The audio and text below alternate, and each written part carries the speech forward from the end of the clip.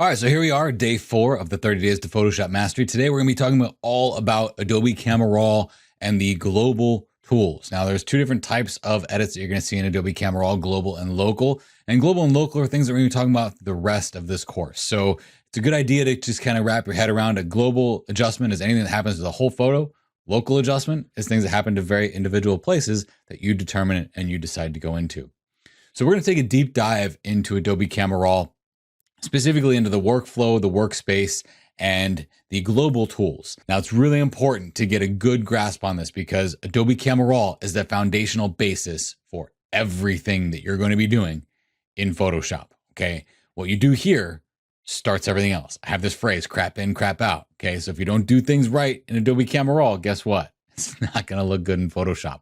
You don't wanna be chasing your tail trying to fix things in Photoshop that you didn't do correctly in Adobe Camera Roll.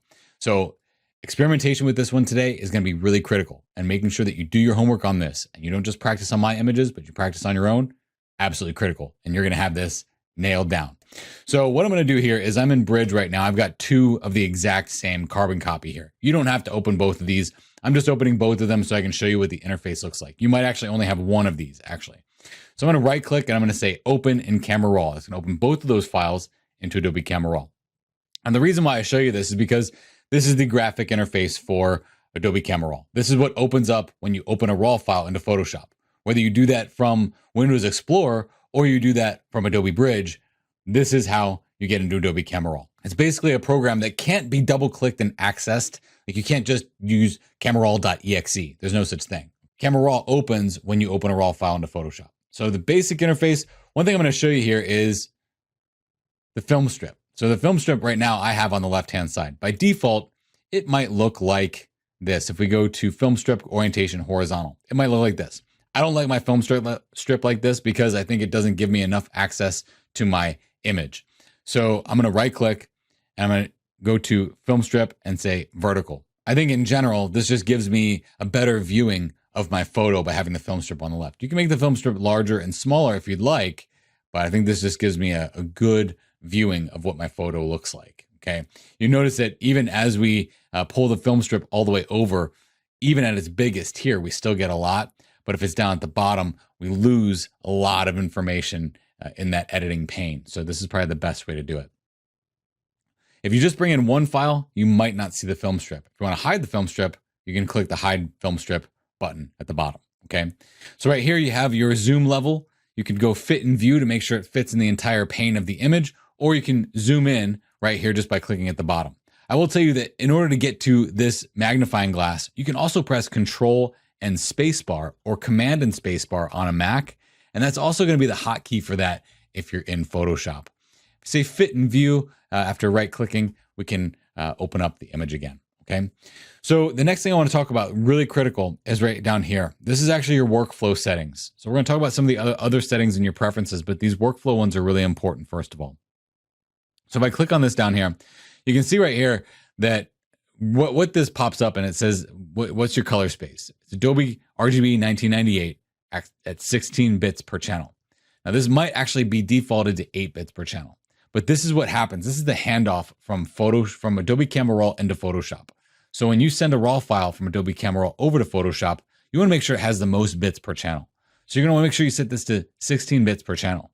In the space here, I usually use Adobe RGB.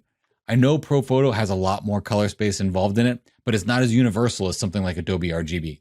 So I choose Adobe RGB. Here's a perfect example. I just sent a print off to a printing company and they said, could you please send us a 16-bit TIFF file with Adobe RGB 1998 as your color space? They didn't ask me for ProPhoto.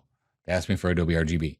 So in most cases, Adobe RGB is going to be perfect for us. There's a lot more color that's available in a ProPhoto image, but we really don't have the technology right now to be able to keep up with something like ProPhoto. So Adobe RGB 1998 it is at 16 bits per channel. Okay. Make sure this is set because that handoff that's going to go to Photoshop is all going to rely on what's happening right here.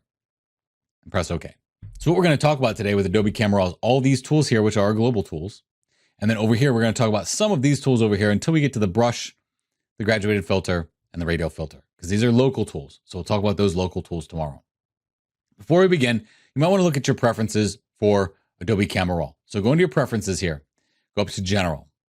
So what you'll see here is that when this says edit panels, your panels basically being a single, responsive, or multi, that details what's happening over here. So as we click these tabs to open this in the new version of Adobe Camera Raw, this is set to single. So if I open up the basic settings and then I open up the curve, it closes the basic settings and opens the curve.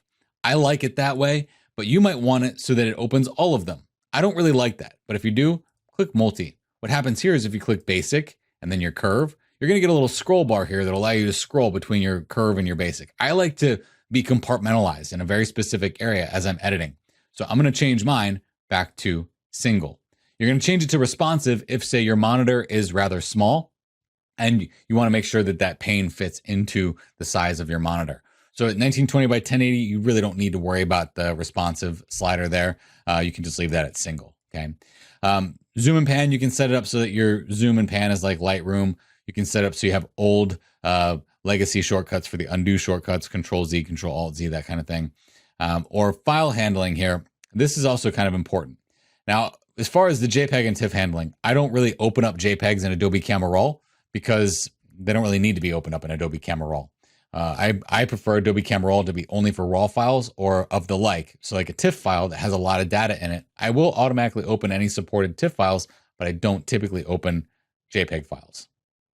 Now up here, when you go to embed XMP in DNG files, this, what I'm working with, is a DNG file. Now, if I was working with one of my Sony ARW files, you might have different options here, but I'm just gonna explain what an XMP sidecar file is. An XMP sidecar file is a little file that sits next to a RAW file.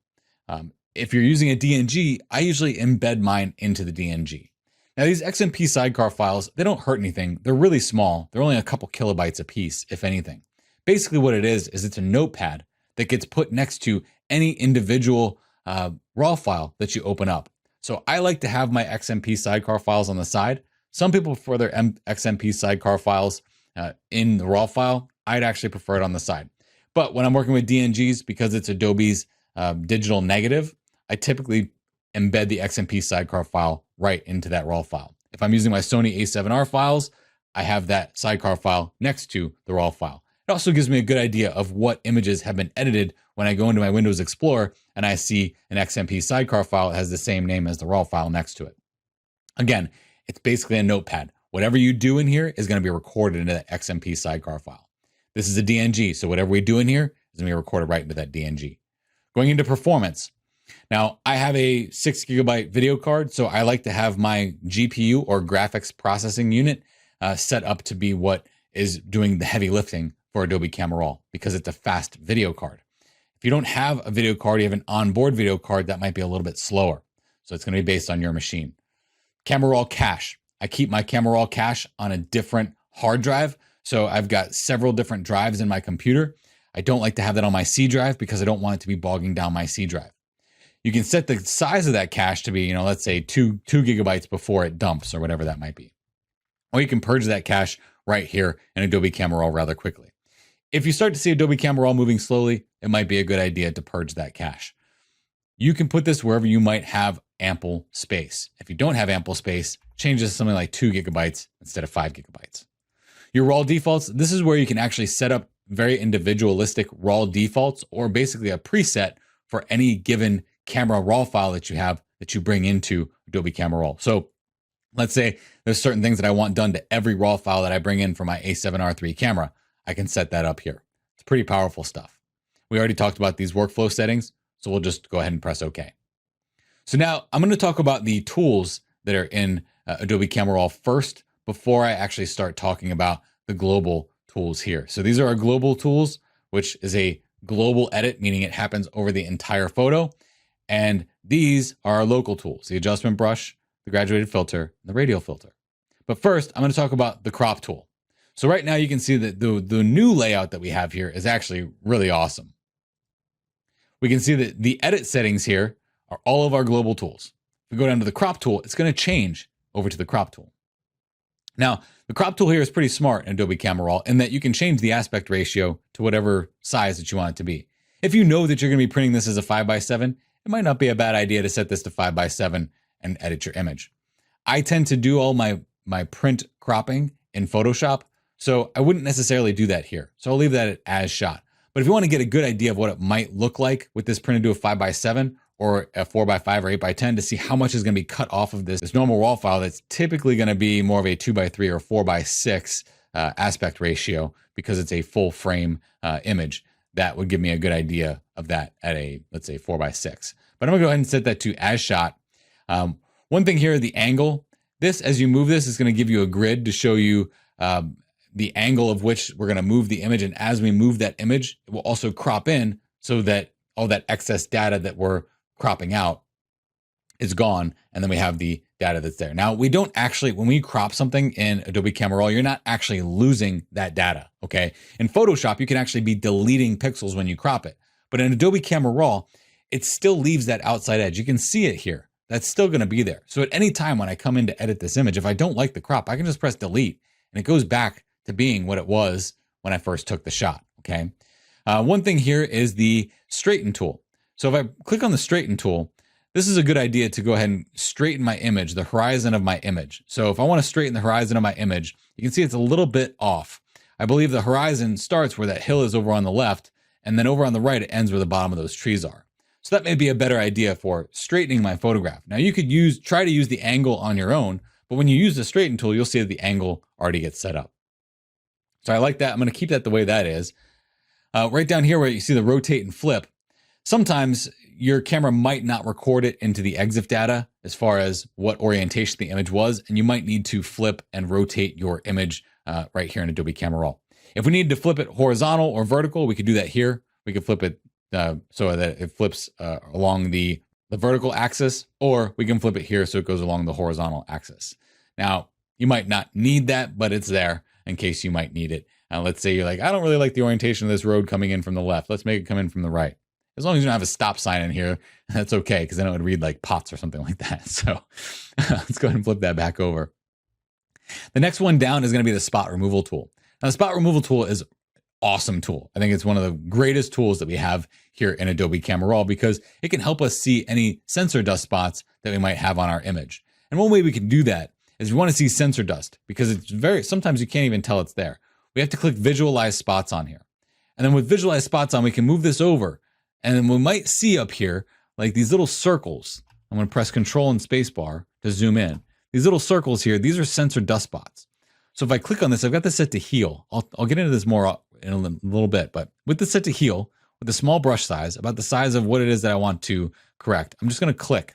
And then Adobe Camera Raw is automatically going to move over to another area to fill in that spot. So if I click here, it's going to tell me it's going to pull from this area here. Now I can move that to wherever I want by moving the green circle. The red circle is what's going to go away. The green circle is what we're putting down. If I press the spacebar key, I can then go into the hand tool and kind of move this around. This looks like a sensor dust spot here as well. So I'll click on that and then fix that up with some area around there. Now to get out of the visualized spots, that just gives you a way that you can see those spots that you might have an issue with. But it's not just for fixing sensor dust spots, okay? Let's say down here, I've got these twigs down here that I don't want. This is where we can use this same tool. Instead of as a spot where we click and fix it, we can also click and drag to fix a whole area, okay? So if I wanted to fix this little spot right here, I could click on it and it's gonna grab this area over here to fill that in. With this set to heal, what it's gonna do is it's going to look at the pixels that are in the circle that I wanted to fix, and it's gonna grab from the other one and replace it. And it's gonna take those pixels and it's gonna try to maintain the same color.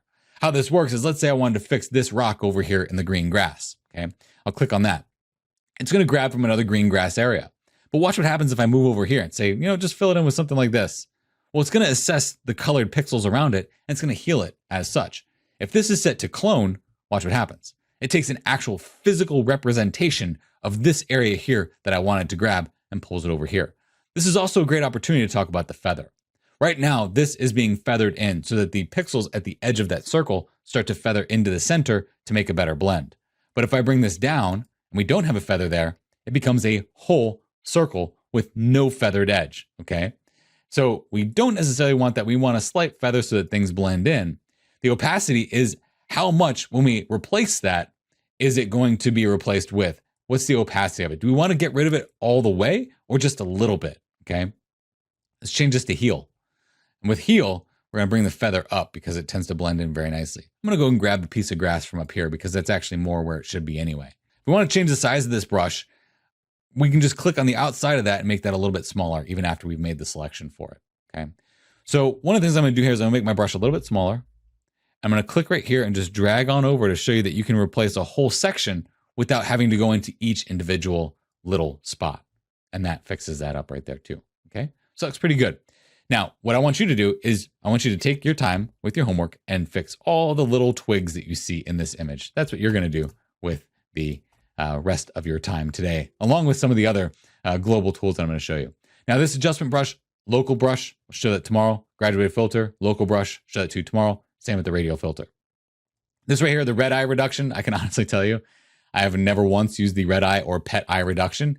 Typically, that would be if you had a flash and you get red eye in someone's eye. This is what you could use to fix that. I've never seen an issue where I needed to use that, but I don't often use a flash either or do portrait photography. If you did, this would be how you fix it. It's pretty self-explanatory. When you look at the pupil size, you just click on where it is that you want to fix, and it does a pretty good job of fixing that for you. Now, snapshots, we'll talk about that towards the end. Presets, we'll talk about that towards the end as well. Down here, you're going to see a hand tool. I don't typically use the hand tool as like going over here and clicking on it. If I want to use the hand tool, I usually just press and hold spacebar, which just gets me the hand tool by using a hotkey. This is a color point sampler where we can click on a color and it tells us in this blue area, you have 110 is your red pixel value, 128 is your green pixel value, and 160 is your blue pixel value. So that blue pixel is actually made up of 3 different colors, which we'll talk about that towards the end of this lesson, quite extensively actually. If you want to get out of this view, just go ahead and click on Close Sample. Right here we have a grid view, so you can change the size of this grid to make it a really small grid or a really large grid. And this can help you when you're trying to make sure that you have a nice straight horizon line, or if you're working with architectural images and you want to make sure that straight lines are straight, vertical lines vertical, horizontal horizontal, so on and so forth, okay? The opacity of that can be changed by moving this up and down. I think a lowered opacity is typically better for this, and that looks pretty good just like that. We can change our grid. We don't necessarily need a grid for this image because it's not an architectural photo and there's a lot of organic shaped things and there really isn't any straight lines in here, okay? So now we can get up to our global tools. So let's talk about these other 2 that are lingering around. Convert and save selected image. If we wanted to save this image, we'd click this button and that would allow us to save this as a DNG. We could save it as a JPEG file. You can create your own presets for this. This is pretty self-explanatory and straightforward. You can change the name of whatever you want to save this as and what folder you want to save that into. Another quick way that you can save the image now is to actually right-click on the image. And then from there, you can go save image and you can quickly save it as a DNG file or a JPEG file. Or use any of those presets that you might have already saved in that save image dialog. You have access to them right here. Very, very useful for speeding up how you save an image in Adobe Camera Raw. This used to be a lot more difficult in prior versions. You'd have to click on the file, then click on this little small box down here that said save image or save images. It's much easier, much faster now with the way they've done that. This is a little toggle full screen mode where you can toggle full screen or non-full screen. I would always say work in Adobe Camera Raw as a full screen image anyway. It's just going to overall look a lot better. All right, so now let's go ahead and dive into our global tools. And we'll start that by clicking on the Edit tab here, which is our basic settings. What I want you to realize though, is that if you look over here, see these little teeny tiny dots right there? That tells us that we did something in our crop tool and we did something in our spot removal tool. Pretty cool, huh?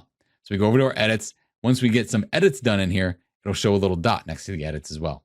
So let's go ahead and get rid of this grid up here, and then we'll fit this on screen. So right click, fit and view. All right, so the global tools. Let's start with the basic adjustments here. So these basic adjustments are going to be your white balance and any of your exposure and contrast adjustments. By default, raw files do not look good. They're not meant to look good. It's raw data. It's exactly like what happens between a RAW and a JPEG is your camera wants to give you the best possible picture it can ever give you. So if you put it in JPEG mode and take a picture, it's going to look great. You take a RAW file, you're like, why does this look like crap? Well, it's giving you the raw data, what it captured. So it's up to you to now manipulate that data to get it to look best. I don't shoot in JPEG. I never would shoot in JPEG. Not anymore. Not after the control that I have in RAW images. And I think after today's lesson, you're going to see why too. So there used to be an auto button right here that was above the exposure. Now the auto button is over here.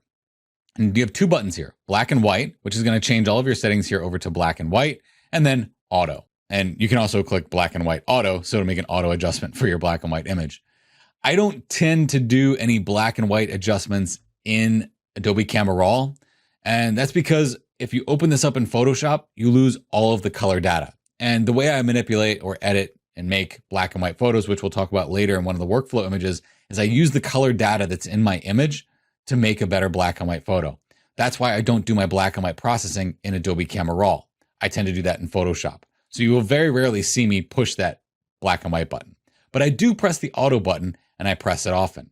So what happens when I press the auto button is, you probably saw it down here, all these settings down here changed, right? And they changed because when I press auto, it makes an assessment of the image, and it makes the best possible contrast adjustment it can based off of the highlights, midtones, and shadows in the image on an algorithm that Adobe has come up with as what looks good. Okay. And you know what? Honestly, that auto button works great. I use it all the time. Honestly, as an educator, I can't really set my preset to be an auto, but if I wasn't educating all the time, I would for sure set it up so that every image I brought into Photoshop automatically had the auto adjustment done in Adobe Camera Raw. Why? Because it gives me a better looking photo. It's a better image that I can assess really quickly and easily. Now, when I press the auto button, you're going to notice that we have this red spot here and these blue spots here. What is that? What's that basically is telling us is that's these toggles right here. These are clipping toggles. What they tell us is that when this clipping toggle is on, we have data here that is beyond white. That's a bad thing. It's clipped so far, it's not looking good anymore. What that's telling us here is that this is data that is so far beyond black, it's not even black anymore. It's blacker than black, if that was even something that could exist in a pixel, okay? Same thing with white. Now, you can't really go beyond black or beyond white, because black is 0 as a pixel value and white is 255. But what happens is, let's say we move this black slider down here, and then we turn this off, this little clipping warning off over here. You see how we have these really inky black spots? That toggle right there is actually telling us, hey, you might want to fix that. So the way we do that is just pull this over to the right and pull away the black so that we don't have anything clipping there or going beyond black. Same thing with white. When this is way up here, it's saying, hey, you have this way overexposed to the point that this is data that doesn't exist anymore. So we want to pull this down until that doesn't happen. There's another way to do this. You can turn these off if you don't want these on. If you think they're a distraction, you can turn them off. But the other way to do this is if you Alt or Option click and then click on the white, it's going to turn your image black and white. Okay. And then as you move it over, it's saying, hey, you're starting to clip here. If it's white, you're clipping in all the channels, the blue channel, the red channel, and the green channel. But now you see how it just shows blue. That means we're clipping in the blue channel. Move this over, you might see we're clipping some of the yellows as well, and then moving into the cyans and such there too. So Alt or Option will show you exactly which channel you're clipping in, whereas these toggles up here just show you that you're clipping in general. It's a good idea to keep them on so that as you're editing, you know how to fix your photo. So let's talk about these individual sliders. What I'm going to do here is I'm going to reset this. If you want to reset any one of these tabs at any given time, press Alt or Option, and it's going to say Reset. Now, if you reset down here, it's going to reset everything you did. If you just Alt or Option click, and you can just reset an individual area. Okay, so I'm going to reset that. Alt or Option, press and hold, and then once you release it, it doesn't say reset anymore. So I'm going to go back in here and kind of show you how this works. Typically, the way my workflow works with these is I increase the exposure to brighten the image or decrease it depending on what it needs. This image is very dark, so I'm going to increase it by about 1 stop. Now I can either move this over or I can actually just type 1 and press enter, and it moves it up 1 whole stop of light. I then tend to go down to my whites and darks to see if I can get more white point or more black point out of my image. And then I will go into my highlights and my shadows. So I can move my highlights down to get more detail in that sky and move my shadows up to get more brightness in the overall area of my photo. Now, everything you do in Adobe Camera Roll and everything you see me do in my editing process is a slow build-up process. Okay, I don't try to go too fast. I'm slowly building up. So what I do here, I'm going to build up very slowly. And then as I get into Photoshop, it's going to be a slow build up as well. Then after I've done my exposure, my highlights, my shadows, my whites, my blacks, I then go into the contrast. Now, what I want you to realize here is that all of this is doing something to this thing up here. And this looks like scary data, but you know what? This is what's called your histogram. This is telling us that, and it even says blacks. This is the darkest dark areas in my image. If I move this over, that's the shadow areas in my image. If I move this to the middle, that's my midtones. If I move this right here, that's my highlights, and that's my whites. It even tells us now on this histogram that if you move this slider, the black slider, it's going to affect this area of the histogram. If we move the shadows, it's going to affect this area of the histogram. If we move the exposure, it's basically going to be the middle area of the histogram and the highlights and the whites. So how that works in practical application, Alt or Option, I'm going to reset this again, looking specifically at the histogram. So if I look at this histogram, it clearly needs to be brightened up. So I'm going to move this over. As I move this over, look what happens. It grabs the whole histogram and moves it all the way over to the right. What I'm trying to do here is I'm trying to get data to fill in here. I don't have any data in these white areas. So I'm going to move this over until I start to get some data in those white areas. You see how that works? Okay. Right about at +1 is about where I should be for that anyway. Now, my white point, if I move this up, it's going to pull that tone curve. It's going to pull that histogram more closer in a finite way over to the side. So you use exposure to dial in the initial setting. Then you use your whites and your blacks to get it closer and make finite changes. You see how that works? Then if you want even more finite changes, we can move our highlights and it just grabs that histogram right in that highlight area and moves it to the left more towards the midtones or to the right more towards the brightest bright areas. Moving it more towards the midtones is going to give us more dynamic range in this image, making that background actually look a lot better. Same thing with the shadows. We move it to the left, it's going to pull your shadows closer to your black points. Move it to the right, it's going to pull your shadows more closer to your midtones. So it's fine-tune editing. It starts with exposure, then goes down to the whites and the blacks, then highlights and shadows, and then I start working on my contrast to dial that in. You see what that contrast does is after we've manipulated the midtones, we're going to need to do something to kind of spread it out to create depth because we lost depth in this expansion of dynamic range. So as I move this contrast over, look what happens. Oh man, that looks so much better because what's it doing to the histogram? It's grabbing those midtones and saying, okay, I'm going to polish you guys off a little bit. I'm going to force the brightest bright areas over into, force the midtones that are in the bright area towards the brights, force the midtones into the dark area towards the darks to make it an overall more appealing image, creating more depth in the photograph. Okay, looking really good here. Now, these settings right here are going to be your white balance. Now, white balance can be tricky at first. Okay, I'm going to be the first one to admit that these white balance sliders scared the junk out of me before. But really what it is it's just a way to blend color within your image. Now, I used to just use these settings in here, which are basically predefined settings. Auto white balance doesn't look that great. Daylight might look all right. This is a daylight image. Doesn't look that great as a shade setting or even tungsten or flash or whatever. But I tend to just stay with as shot. And then I look at the image and say, you know what, this looks like it could need a little bit more yellow because the yellows aren't quite where they need to be, and maybe a little bit more green. Okay. And this gives me a way that I can really fine tune my white balance. Now, there is a way that you can select a white point or a middle gray point to be what sets up your white balance. And that's this little eyedropper over here. Now, if you just click the eyedropper and then move over here and just click, that's going to say that this point, hey, that point that I just clicked there, that is going to be what we call gray. Okay. And because we're telling that Adobe Camera Roll that's gray, it's going to take your white balance and it's going to try to make it look as best so that becomes 128, 128, 128 gray. Now you can try to get a color sample off of that by going to your sampler over here. Using a new sample, we're going to click over here and maybe click right here. That's going to give us 206, 206, 207. So it's not quite 128. Trying to find 128 gray on this image could be very difficult. That is going to be more closer to our white areas. So even these points here, we might get kind of close to a 128, but we're not quite sure. So what you can do is with this white balance dropper here, is you can actually click and drag and say, you know what, take an assessment of that gray cloud and that white cloud, kind of mix them together and make that the basis of the white balance for the photograph. And that works really well. Again, that's just a click and drag to get a good white balance there. Okay. Typically what I'll do there is I'll try to find pixels that are white or gray that I know to be white or gray or look similar to white and gray and grab a batch of them.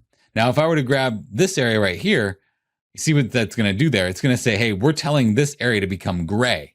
So what does it have to do? It has to offset all the temperature in the image to make this look gray. That's why we did that off of the clouds, because that's probably more of an accurate representation.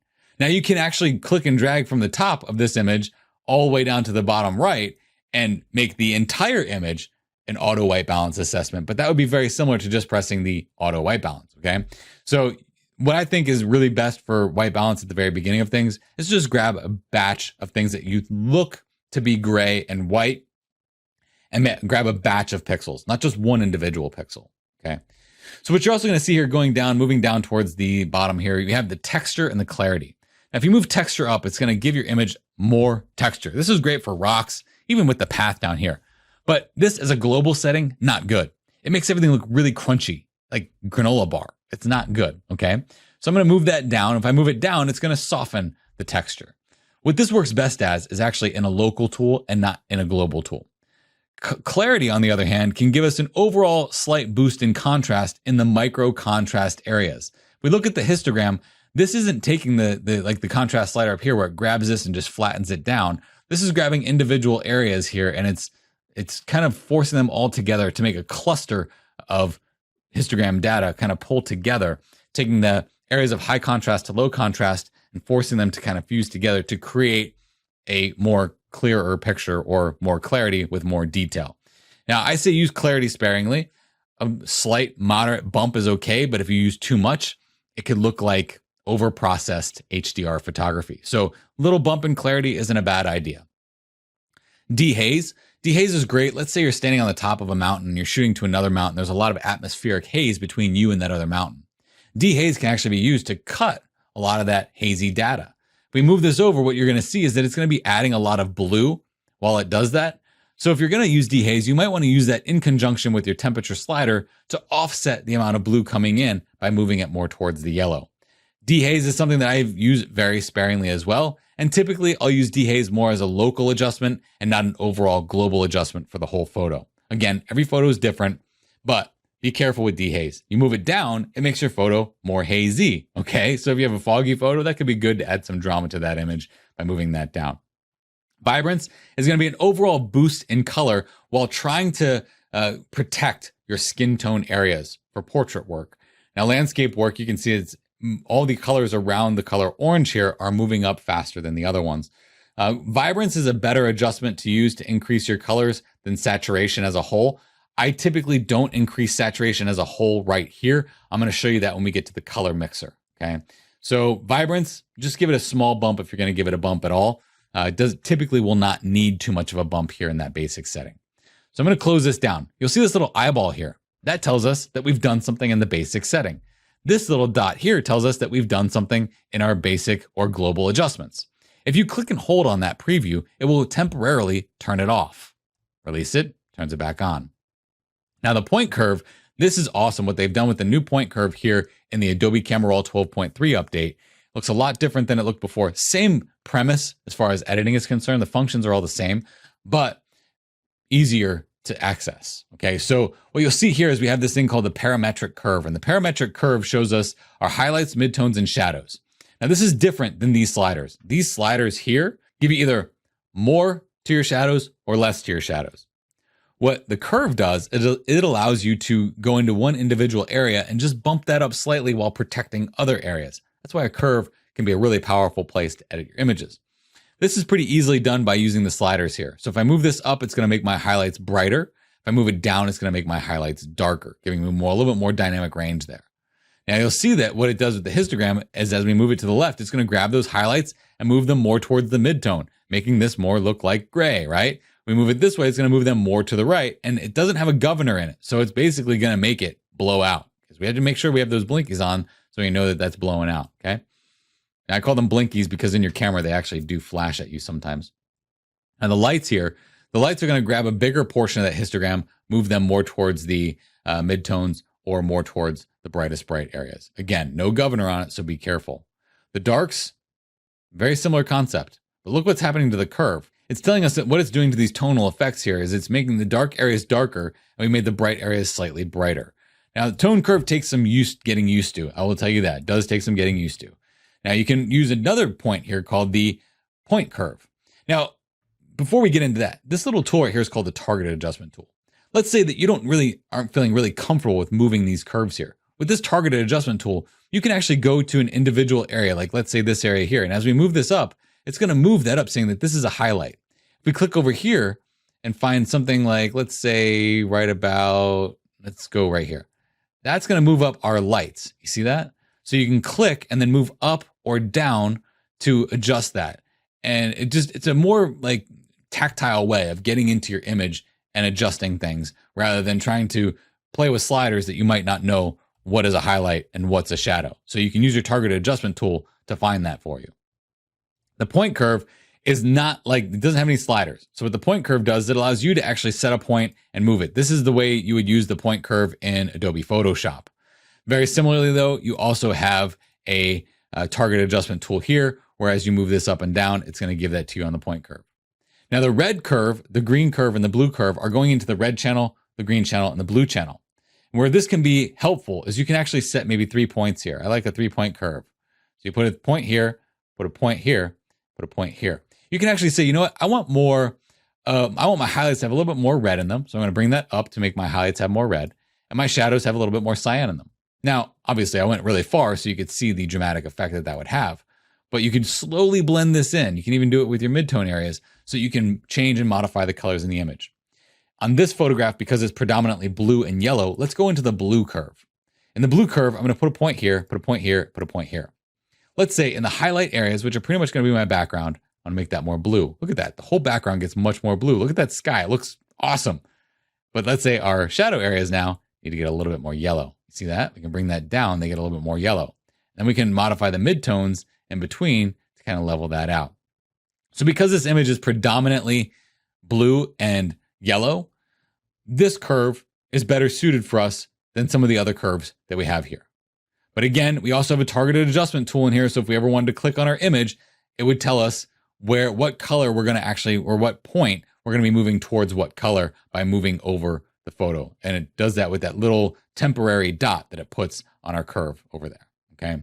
So that's a great way. Curves are awesome. Again, if you want to reset this, Alt or Option click, and then click on your curve to reset it, and that would reset the curve. Let's minimize this. Let's just go ahead and turn the preview on and off. I think what we did with the curve actually looks really great. It kind of offset our white balance a little bit, didn't it? Okay, moving on. The next one down is detail. In any one of these adjustments here, if you see a little arrow next to it, that gives you more settings. Okay, so we go into our sharpening. That's going to give us more sharpening settings here. This is going to give us more noise reduction. This is going to give us more color noise reduction. As you can see, by default, Adobe Camera Roll already has some things set for me here. Yours might be set to different defaults. But I'm going to show you some things. We're going to cover sharpening and noise reduction in a later tutorial here. But looking at this sharpening at as high as it is, I'm going to zoom in here to things that actually might need to be sharpened. And what you'll see is that you see that we actually have some clipping here. See the clipping that's happening there with the sharpening. Why is sharpening affecting our highlights?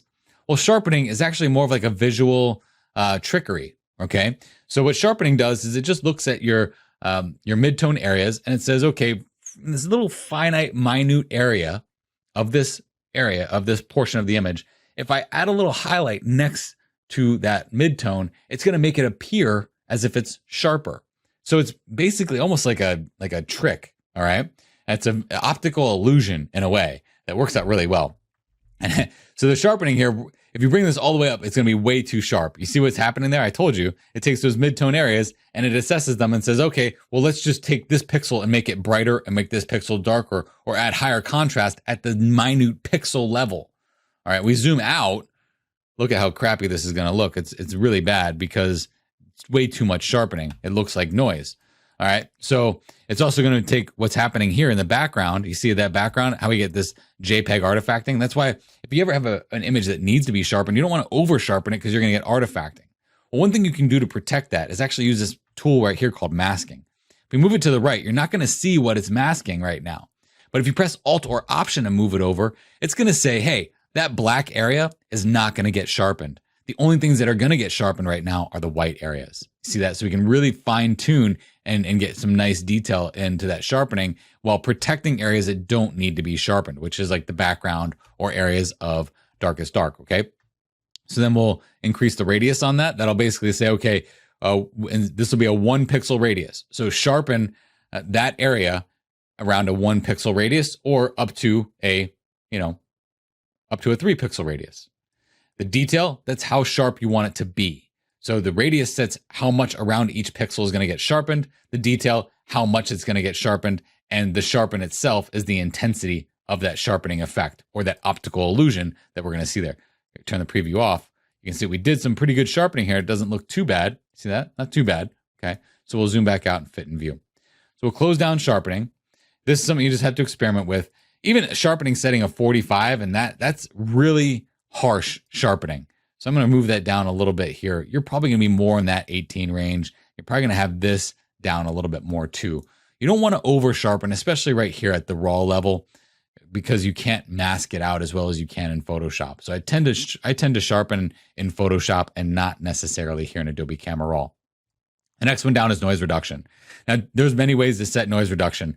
I tend to just keep mine between 20 and 25, my detail at about 50. What that's basically saying is the noise reduction is how much you're going to blend and blur the pixels that are around each other. Sharpening is how sharp are we going to make the pixels around each other. Noise reduction, how much are we going to blend and blur the pixels that are around each other. The detail, how much detail do you want there to be left after we blend and blur them? I tend to think of 25, 50, and 0. 99% of the time, that's the sharpening that I do on every photo. Okay. Or noise reduction, sorry. That's the noise reduction I'm going to do on every photo. Or pretty close. The only time I really go higher than that is if I'm doing Milky Way photography. But you don't want to bring that noise reduction all the way over, because then it's going to blend things and make it look like plastic. And it just doesn't look good. Okay. Back in the day, noise was a good thing. We actually shot with higher ISO film with our analog cameras on purpose because of the film grain that it would give our image. Beautiful. It could be beautiful film grain. Now, noise is looked at as a negative thing, but noise itself isn't really a bad thing. It can create some nice texture to the photo. But one thing that you have to remember, print it. See if that noise that's in the image is going to print. If you're going to see it on the screen, big deal. You might not see it in the print. I've printed some images that are rather noisy by the eye when you look at it on a screen, but the print looks gorgeous. So don't over noise reduce your images, because it's going to create more of a headache, and it's just ugly photos. I've seen so many photos that are ruined by over aggressive noise reduction. Your best bet, stay on the farther left end of that noise reduction rather than the farther right. Color noise is a different story. Color noise is where you get these individual pixel colors of noise. You might see it in here. If we reduce this color noise down like this, you might see it in the darker areas of the image. Maybe, let's move this up. You see a little change there. This isn't really the kind of photo to look at. A Milky Way photo would really show us this. But my color noise, that's what I tend to be a lot more aggressive with, because the color noise is where you're going to see these little pits of red, blue, and green and magenta pixels that just don't look right. So color noise is something I'm a little bit more aggressive with than I am with noise reduction. Okay, so I'll move on. Color mixer. The new color mixer is phenomenal in Adobe Camera Raw. So what I want to show you here is we're going to start in the HSL section. HSL is hue, saturation, and luminance. Hue is what color do you want this color to turn into? Saturation is how much color do you want this new color to have in it? Luminance is how much black or how much white do you want to be present in that color after we're done. So looking at this, if I know what colors are there, that can be the tricky part. Like, I could say to myself, well, I don't see any red in here, but I know there's red in here somewhere, so I'll just start playing with this. Well, some of the red pixels are actually probably going to be in here or maybe in that tree. What could really be helpful for you is actually using this thing called the targeted adjustment tool. If we're in the hue adjustment, we go to the targeted adjustment tool and I click on a color, let's say this blue, and I move it down, it's going to rotate that blue 15 degrees on the color wheel towards aqua. If I move it up, it's going to rotate it more towards the magenta or purple color, okay?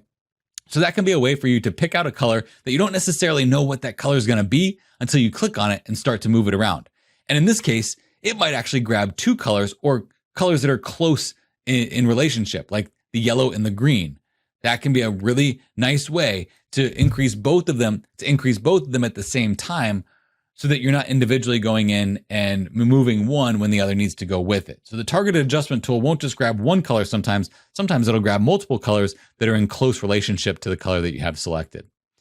Now, saturation, on the other hand, is how bright do you want that color to be? So if I bump up the blues, I'm gonna make the blues brighter. If I use the targeted adjustment tool, I can click on a color and move up or down, and it's gonna make that color darker or lighter, okay?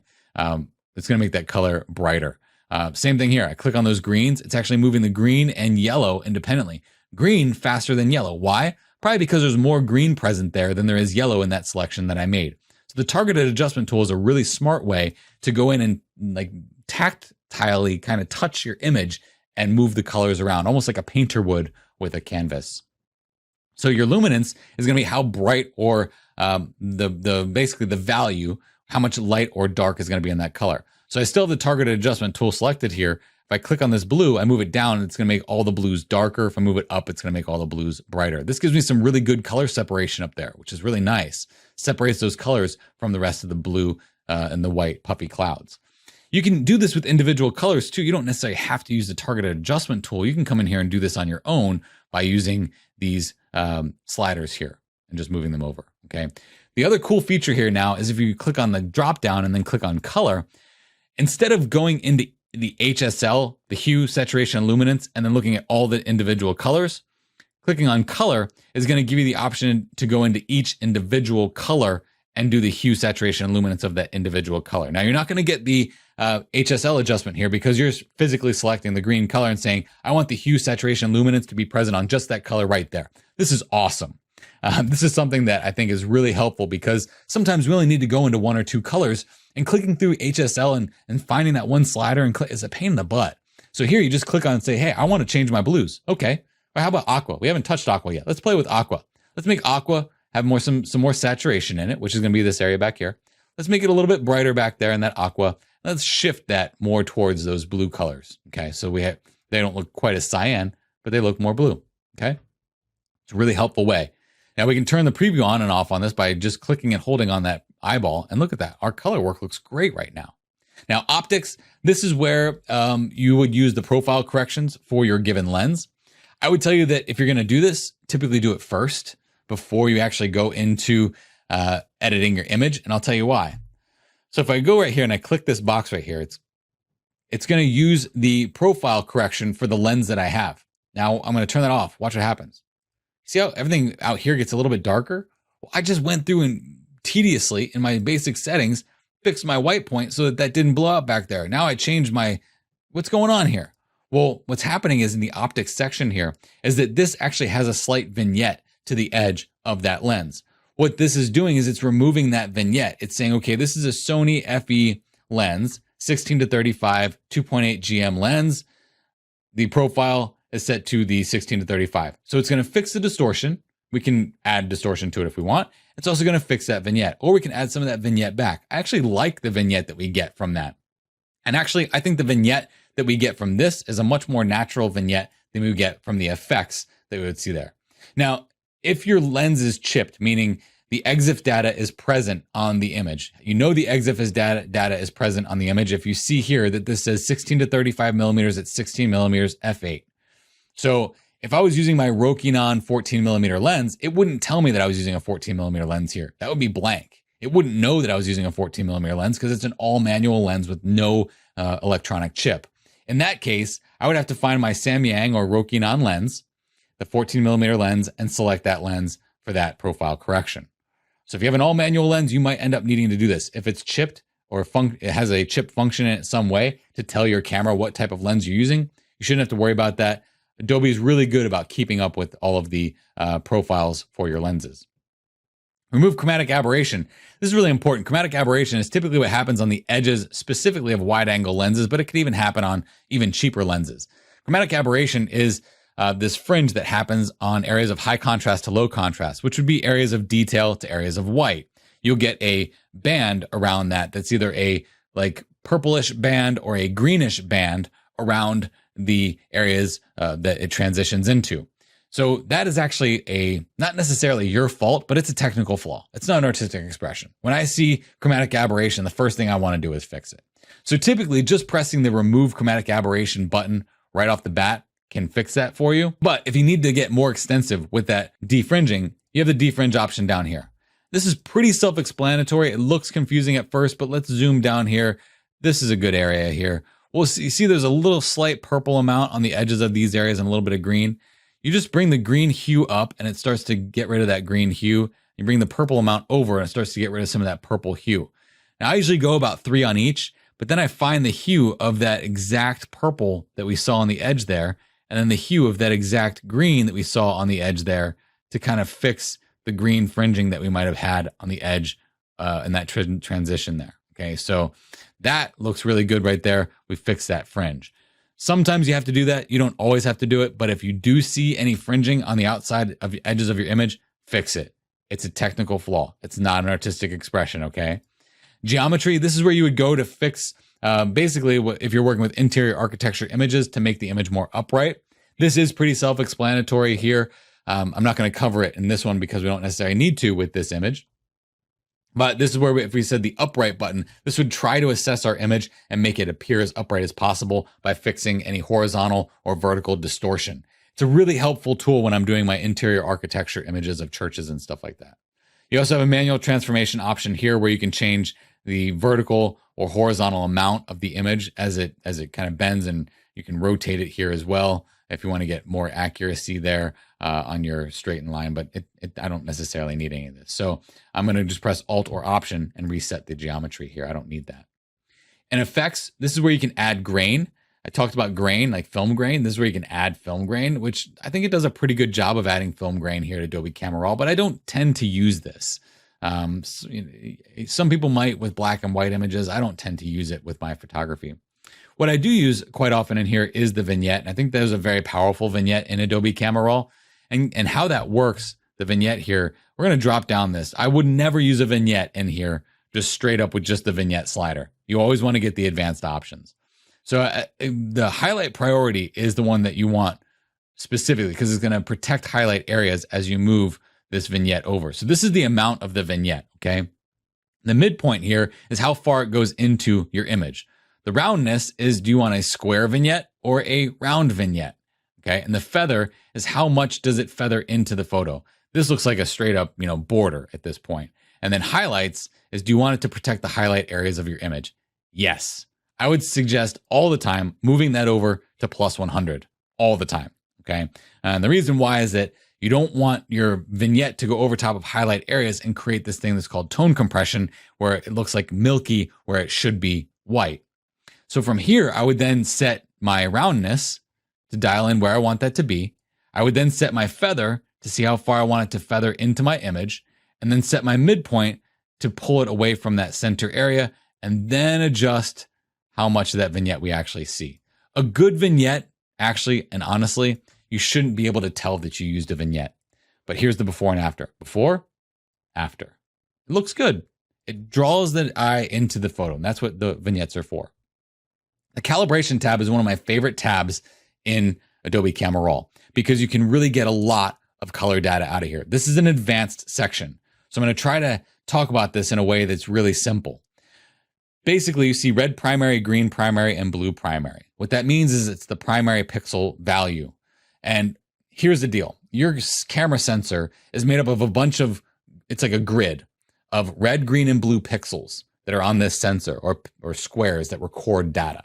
Basically, you have twice the amount of green squares on there as you do red and blue squares. So a bare matrix sensor, let's say there's 100 squares. 50 of them would be green, 25 would be red, and 25 would be blue. Why is that important? Well, let's take this color sampler here. This color sampler, let's go ahead and we need to clear out all of our samples here. I'm going to grab a new sample, and I'm going to click on this color green, and then this color blue. So that's telling us sample 1 is green, sample 2 is blue. This green is actually 92 red value, 116 green value, 54 blue value. So what that means is that what that bare matrix sensor recorded was a 92 on the red pixel value, 116 on the green pixel value, 54 on the blue pixel value. Why is that important? Well, right here in the red primary, we're going to move this over. We don't see any red in our image. What's happening here? Well, those are the red primary sensor areas that made up that bare matrix sensor. So as we move this over and increase the saturation in our reds, it's going to make our blues more saturated as well. Now, this is very different than the color mixer. The color mixer takes not the individual pixels that make up the color, but the color itself. So this is modifying the color itself and the hue and saturation of the color itself. The calibration tab is actually taking those very pixel-based level and allowing them to change and modify how all the colors interact throughout the entire process. So this is even going to change how your color mixer interacts on the image as well. So if we change the hue of the reds, you can see we can get them more towards that yellowish color there. And look at the way that's coming out. It looks really good. We're going to drop the saturation here a little bit. Moving down to the greens, we're going to see a big lift here because there's a lot more green than there is blue or red, right? So move this up. That looks pretty good. And then we can change the hue of that green pixel value. Okay. This is very different than your white balance. It's very different than your color mixer. It's very different than split toning. This is powerful stuff here. Once you get this down, I'm telling you, this will open up giant doors for you, huge swinging doors.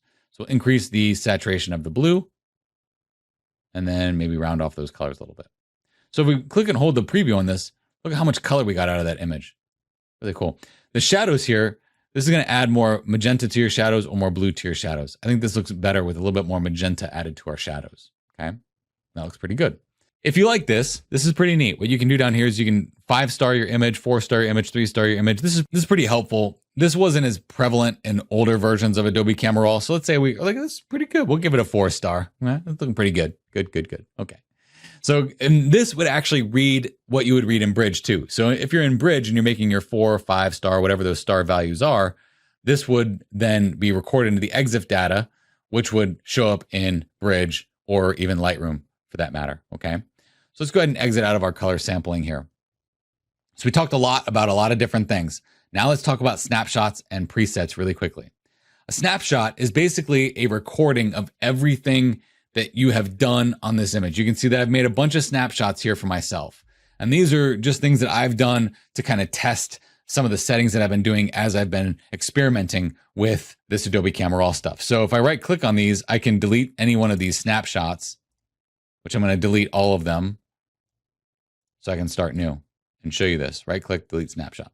So what a snapshot does is it's a recording of all the settings that you've done on this image. It's different than a preset. A preset is a recording of things that you've done on your image, but things that can be used on other photos really quickly and really easily. A snapshot is just a recording that gets recorded into this specific RAW file. So if I'm on this RAW file and I want to save these settings, I'm going to call this 2020 test ACR update. Okay, press enter. Now, this basically recorded everything that I just did. Okay. So if I go back to my basic settings, and let's say I change this to black and white, okay? It looks like we have some color that's coming through here. It looks like it's coming from maybe our curve. So I'll press Alt or Option and reset our curve. It's probably coming from the split toning too. So I'll reset our split toning. This is actually a true black and white image now. And then let's say I press the auto button on that. So we get the auto and then black and white. And then I go over to my snapshots and I save another one. 2020 test BW snap. Okay. That's recording those settings that I just did, but I can always go back up here, hover over it and see the difference really quickly, or just click on it and be like, boom, okay, those settings right there. This is a great way for you to experiment with this. So what you could do is you can make some adjustments to an image, save some snapshots, reset everything by pressing Alt or Option and resetting everything, going back through and making different adjustments. So what we can call this 2020 default reset. So this is what our raw file actually looked like because we reset everything, right? This is what it looked like after we did our adjustments. This is what it looks like after our black and white processing, okay? So these snapshots get saved into the individual image. They do not and cannot be used on other photographs unless you open up multiple photographs with it. So with this other photograph opened here, if I wanted to, I can press and hold Shift, click on the one down here, and then right click and say Sync Settings. And what do I want to sync? This is where it becomes kind of like a preset, where I'm taking the settings that I'm doing on this image, and I'm going to put them on the other image below it. So if I say yes, do that to everything, it looks good, press OK. All the things I did to this photograph are going to happen on this image down here as well, okay? So that's the way that you can sync multiple images. So if you're working on like 15 images from one shoot one night, and you want to grab the settings that you did on one, you can paste them on many different ones. The other way to do that, I'm going to click on this image. I'm going to reset all the settings here. I'll go over to the basic settings, Alt or Option, and just start resetting all this stuff here. Perfect. Okay, so that's reset. Why I did that? Because now I'm going to show you presets. And a preset, if we click on our presets here, I have other presets that are already here. Adobe even gives you some presets that will give you a basic kind of look on your photograph. What this does is it actually physically modifies the sliders on your image, okay? So if we go into our preset, we make a new preset. We can make a new preset from anything that we just did on this photograph. So if I press Create Preset, this gives me the option to make the whole thing a preset where I can say, I'll just call this underscore whole edit. I'm going to do that underscore. That way it shows up first in my list. You don't have to do underscores. I'm just doing that so it shows up first. So I don't have to go looking for it. Okay. And then it's going to go into my user presets. That's everything that we did to this image. We can use it on something else. So I'll press OK. Now I'm going to make another preset here just so you can see the difference of what it's like to separate out the presets. So I'm going to make a new preset. And in this preset, let's say I just want to use the split toning effect. The other cool thing about this, before we do that, if you click where it says subset, you can see just the things that you've modified. So by default, it's going to be everything that Adobe Camera Raw wants you to put on there. If we go to modified, it's only the things that I edited on this individual image, okay? Or we can go into just the basic settings that we did. We can go into just the optics, just the split toning. But one way that we can do this without having to go in and do the drop down is if we press Alt or Option and click on, say, split toning. Now, the only thing that's going to happen in this one is going to be our split tone. So I'll do underscore, underscore, underscore, split tone. And then I'll press OK. So now if I click on this image, now this is not a snapshot, okay? Because if it was a snapshot, I could only use it on this photo. So now if I go into my user presets, you see here where it says whole edit, everything that I did to that photo before has now been recorded into that preset. And there we go. Now, if I click on this one, it's just going to be that split tone. And it's only going to change that split tone. Now, because I told it to do the whole image preset, that already included the split tone. So what I'm going to do is I'm going to go into the basic settings. I'm going to Alt or Option click and reset the split toning. So now if I go back over here to the preset that we had and say split tone, this is just going to put any of that split toning on this image. It's not going to put all the stuff on there because the only thing that's included in here is the split tone. And the way you can see that is if we Alt or Option reset all of this stuff. Everything's reset there. Good to go. Okay. Go back to that preset. We just click on the split tone one. See, it's only going to be doing the split toning because that's all we told this preset to record. So presets are a thing that you can use on all your images. Any image you bring in here in the future, you can use that preset on. And snapshots are only contained in the individual image. In Adobe Camera Raw 13.0, also in the new Lightroom, Adobe released the color grading feature, which actually replaces the split toning feature. This is the absolute major new update for Adobe Camera Raw 13.0. There's some speed and functionality that's been changed as well, and I'll cover that very quickly. But for the most part, this new color grading section that you're going to see right here in Adobe Camera Raw is absolutely phenomenal. Let's talk about some of the other new things before we get into it though. So the first thing here, if you right click inside of this editing pane here, it says editing panels to show. If at any time you feel that you don't need to use any of these panels over here, you can turn them on and off right here. Now, I would say that some people might actually turn the calibration off because they don't understand it and don't know how to use it. That's a bad idea. Keep that one on. But there's other things that I don't use very often, like let's say geometry. I can turn that off and press OK, and I won't see it here in my editing pane. That's helpful if you just don't want certain things to be in there. The other thing is anytime Adobe updates, some of your settings are going to change. So I'm also going to change this so that my thumbnails here are vertical instead of horizontal. So I'm going to right click. I'm going to change this to vertical. Okay, that gives me much better editing screen here, especially on these larger, taller images rather than wider images. The other thing that Adobe changed is you can actually change the size now of the editing pane over here too, so that you can create more working space for yourself. So those are all the minor things that Adobe added. Let's see this color grading thing in action. Okay, so what I'm going to do is I'm going to show you kind of an idea of how these work. When you open it up, you're going to see these three circles here, and it's like, oh, cool, I get these dials that I can push and pull, and you'll start moving them around. And guess what? You're probably not going to understand them, and you're going to say, this is disgusting. Why did Adobe do this? So this is what I'm going to do. I'm going to go to this image right here and show you how these things work. So by default, right when you go into the color grading section, it's going to show all three of your color grading tools right here. This is basically an area where you can select an individual color that's going to work in that area of your photo. So this is saying that the midtones will start to get more red when I do this. Now you see this little bar right here. This is the luminance of that, how dark or how light that red is going to be. Now these little three guys here, I think they're a little bit too small for me to see. So right next to these, where you see the three-way here, which is what we're controlling right here, you can look at them individually by their shadows, midtones, or highlights. And that's awesome. And then the global aspect. So I'm going to show you how to color grade here on this image specifically because it's really going to help. So first of all, one thing that you're going to probably pass over completely is this little down arrow right here. And I would say just open it up by default, okay? Why? Because this is where you get to refine the colors. This wheel is really cool that you can move this around and stuff and say, okay, my shadows are now gonna be blue. But if you don't know exactly what color that blue is, it's kind of difficult to see. But basically, as we move this over here, this is basically gonna be the saturation of the color. You see how there's a little line that happens there? This is the saturation of the color. If I press and hold shift, it's gonna maintain the saturation of this individual color as I move it up and down like this, okay?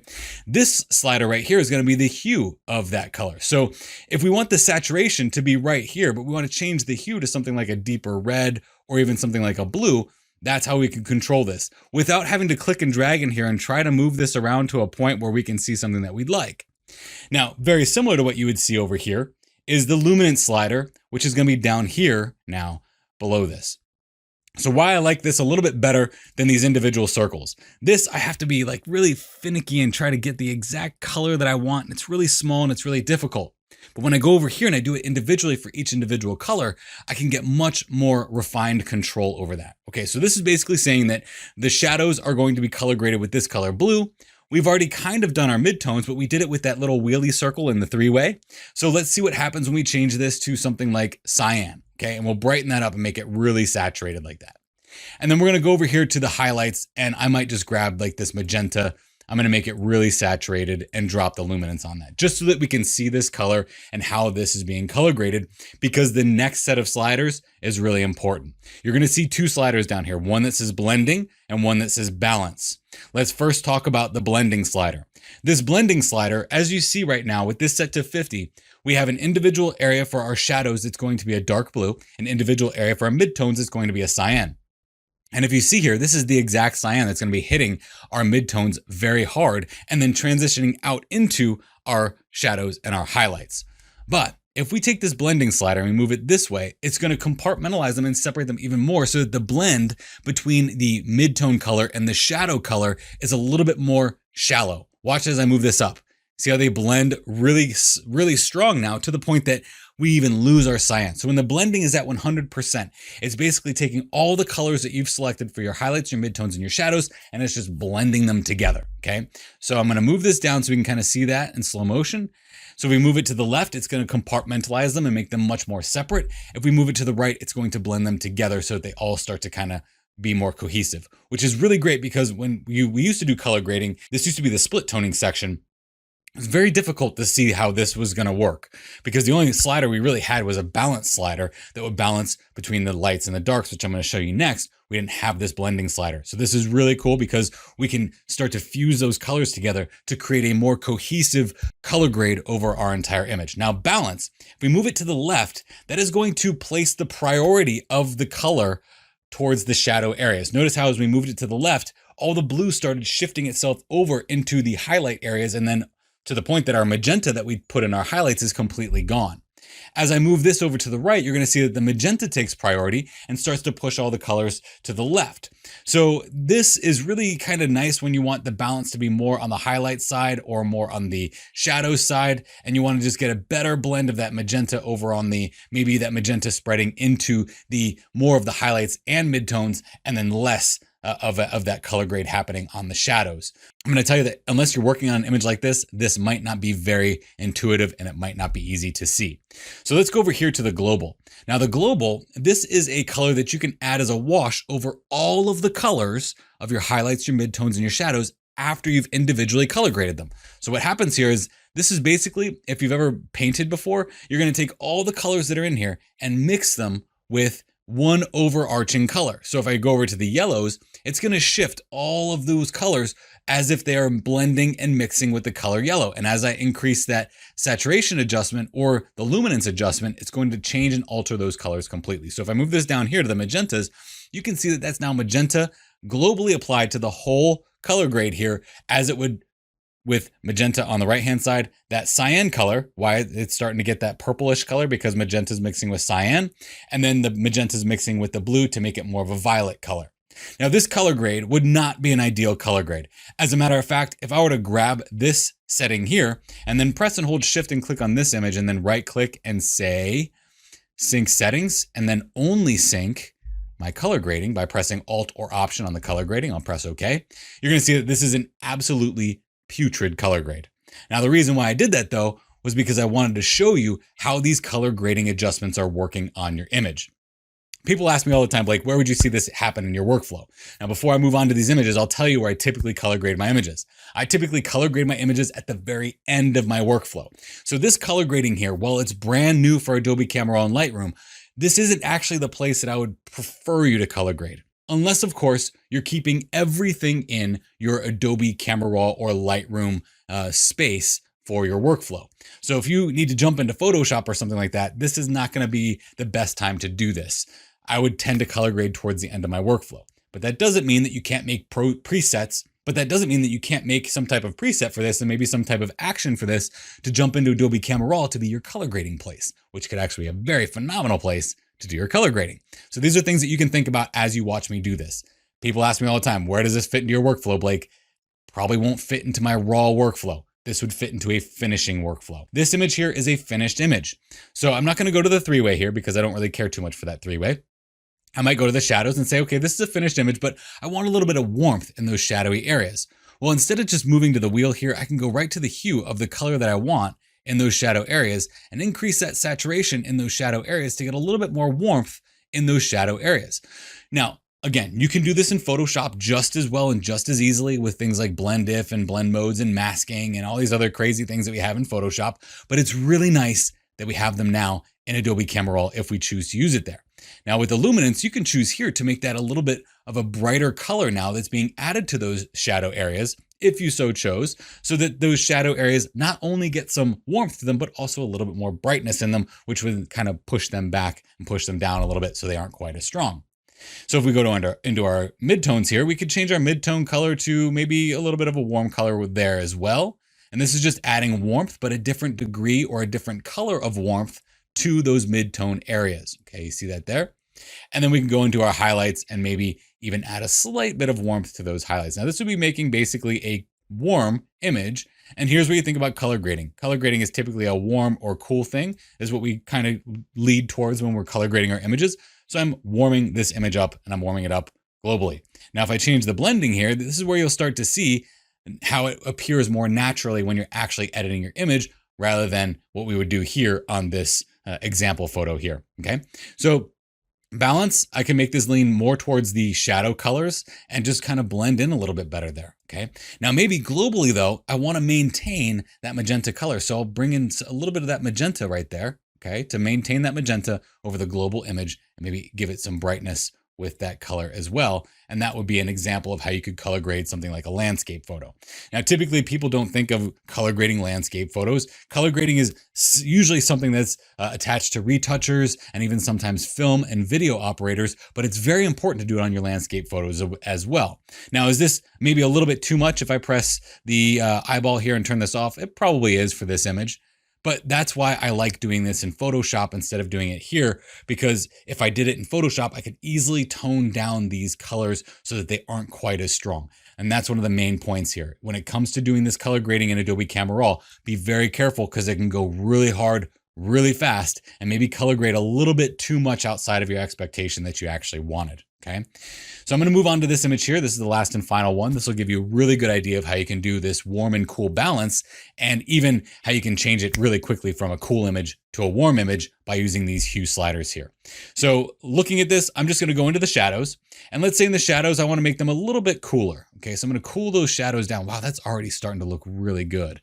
But I can dial that in the exact color that I want. Again, we don't want to go too strong too fast. So think about reducing that saturation to be the thing that is going to reduce the amount of color that's coming there. And a reminder here, to reduce that saturation and do it easily, remember this drop down arrow will open up more capabilities for the color here rather than just the luminance that you see here. So just keep that open so that you always know that you can refine this much easier this way, because I might need to be this a slight bit more cyan in those darkest dark areas. Now the luminance of that blue, I might want to make that a little bit darker, okay? So I'll go into the midtones and I'm going to do the same thing here. I'm just going to increase the hue a little bit. And then also to see that color, I'm going to need to increase the saturation a little bit here too. We're going for a cool effect or a cool look, but I also don't want to lose that the skin tones. So I might want to push this more towards that magenta color, which is going to be on the warmer side, just for the skin tones and those midtones, okay? And then look at the luminance of that skin tone, maybe brighten up just a little bit and then decrease that saturation just a slight hint. Again, we want this to be a slow thing. So look at the before and the after, okay? Now we'll go to the highlights, and maybe the highlights, we want to make these a little bit more on the cyan level. So I'm just going to grab this and move it down into that cyan color there to kind of cool down all of the colors there. So this would be a pretty good example of how you could color grade an image or finish it off in a color grade. And there is a cool color grade. And I like that. I like that cool color grade. So what you could do here, if you wanted to switch this over to a warm color grade really quickly, this is where using these sliders is more important than trying to navigate this wheel here. So what you would do is if you wanted to make this a little bit warmer, we would go to the hue and move this over into the yellows or the reds or oranges. You see that? So that's the highlights. Now the midtones, move this over here to those oranges or yellows or reds to make this a little bit warmer. We might need to drop the saturation of this and maybe even increase the luminance with that because it's not going to be a direct blend over onto the other side.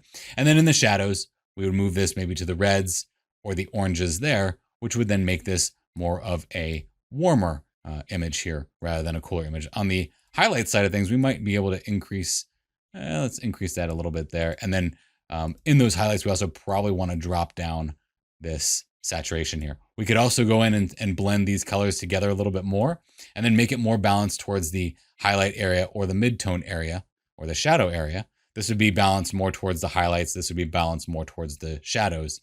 And we could make a cooler image there like that. So we have the option of a warmer image or a cooler image. So I know we covered a ton of stuff in this, but as I said in the beginning of this, Adobe Camera Raw is the baseline for all of the editing that you're going to be doing going into Photoshop. So you really need to make sure you've got a good grasp on this stuff. That's why your homework is going to be to go through my raw file that I gave you here and also go through some of your own raw files and experiment with these global tools before we go into the local tools, which we're going to be working with tomorrow, which are going to be our brush, our graduated filter, and our radial spot. You got quite a bit of work cut out for you. There's a reason why I made this video longer. It's because I really want you to understand Adobe Camera Raw. It's some powerful stuff.